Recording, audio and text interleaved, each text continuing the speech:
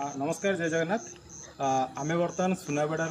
गौड़िया मठ जोटा कि राधाकृष्ण मठ से जगार आम अच्छू जोटा कि मुझे प्रतिदिन आसे निहत जिते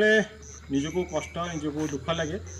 तो सेमती तो क्या सागर सेयार करहबनी तो निहत भाव में जिते मु समय पाए आमर राधाकृष्ण गौड़िया मठरे आमर गोमाता मैंने अच्छा मुझे पाक आसे और निहत भाव बहुत भल लगे जो सागर आपण सी किसी कहीपर नो कहीं आपण भी आपण कष्ट को भी क्या आगे सेयार कर तो से समय मुहूर्तटा बहुत भल लगे आसतु कहीपर तो टे आमसीदेले सी बहुत भल लगे निहत समय पाइले निहत भाव आसवे आमर निहत भाव सुनाबेड़ा किए न जाने तो जिते आसवे आप देवमाली बुलूँ सागर श्रीक्षेत्र बुलूँ निहत भाव में आपड़ आसवे ये आम गोमाता मैंने अच्छे सेवा करेंगे आगे तो निहत तो बहुत बढ़िया लगे तो सब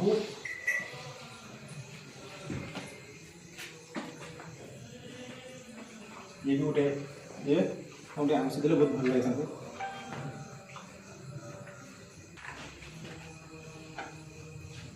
ये